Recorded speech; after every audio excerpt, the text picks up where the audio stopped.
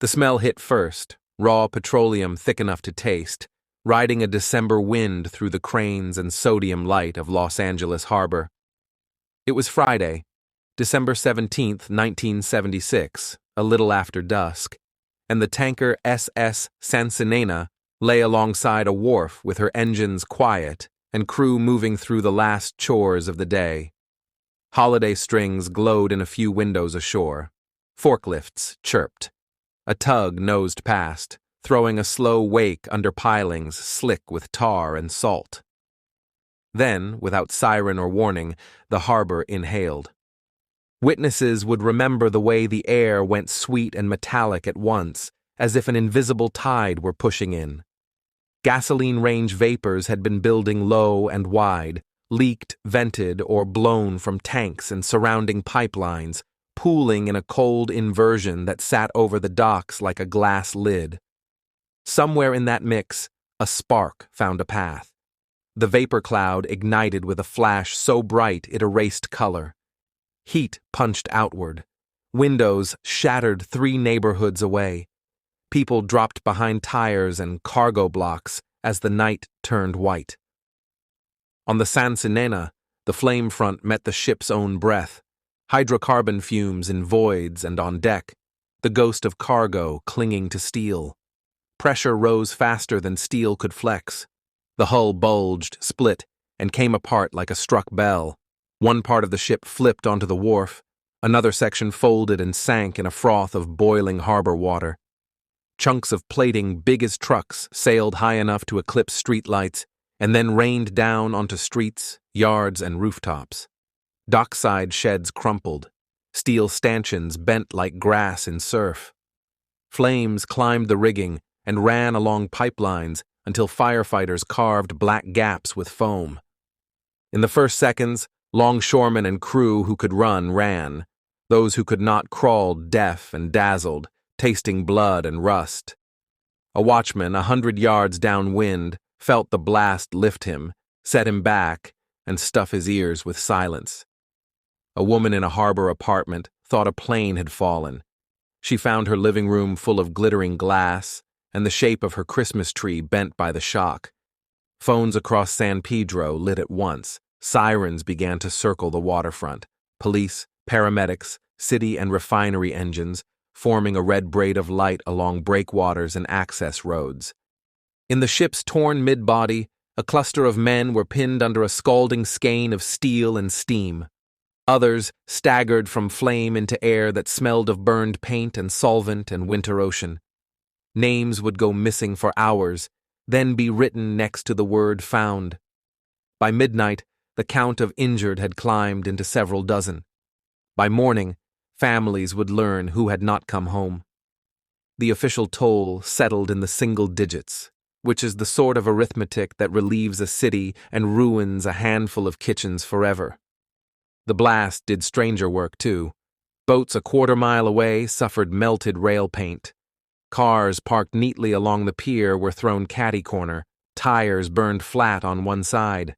On nearby streets, people stooped to collect leaf-sized steel fragments, hot at first, then merely black and light, before authorities told them to drop the souvenirs and step back. A plate from the Sansinena's side landed in a yard where a boy would mow around it for months while insurance and lawyers decided whose metal it was. Fire crews hit the scene from land and water. Ladders rose through waves of heat that curled the paint on their own rungs. Foam teams advanced and retreated, reading flare-ups by color, orange on deck, ghosty blue where vapor still found oxygen. Divers staged but waited. Nobody sent a man into water that looked like soup set on low boil. Across the harbor, refinery control rooms pinched valves and watched gauges settle or sulk. A Coast Guard cutter shouldered a line of small boats away from floating wreckage that hissed and steamed like quarried stone after rain. Investigators worked through the night with notebooks gone soft at the corners. They listened for the sequence hidden inside chaos. A whistle like a tea kettle, a white flash, the ship lifting, a second detonation at the wharf.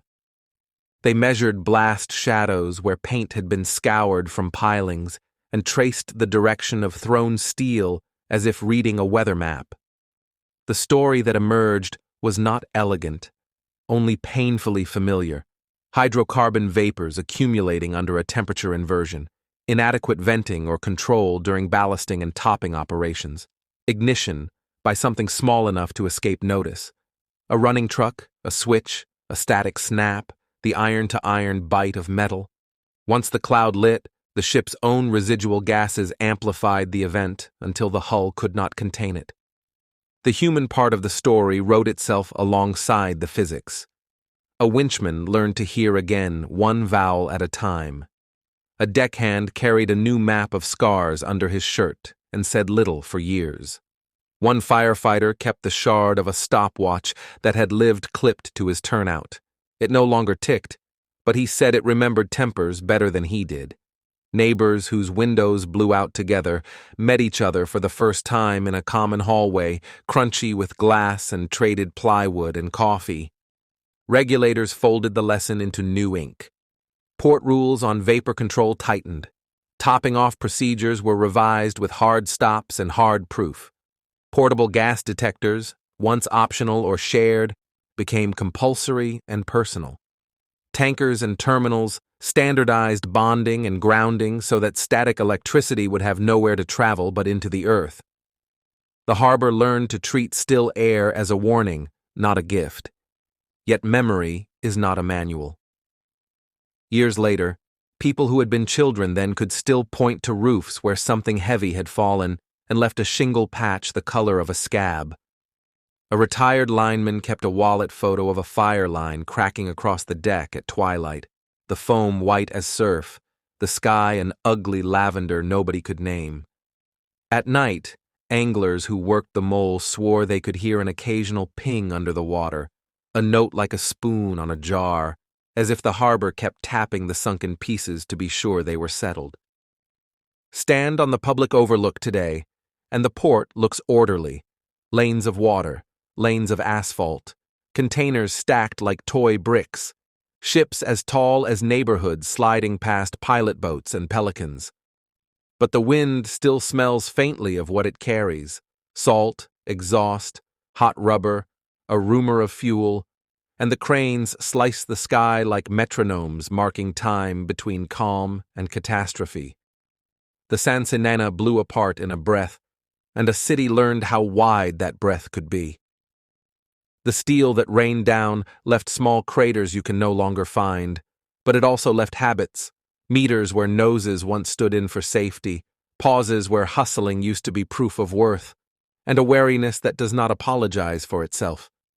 Accidents begin as a chain of small permissions. The port that night permitted a mixture to form, and a spark to travel, and a ship to hold more ghost cargo than anyone owned on paper. The aftermath, ambulances, foam, neighbors with brooms, was the city's way of writing over the page. It cannot erase. It can only annotate. By dawn, investigators traced scorch marks like compass points and wrote the simplest law of the waterfront: treat still air as danger, and a faint sweet smell as an order to stop. Thank you for listening to the Sunken Ledger. Subscribe for more true stories from the depths.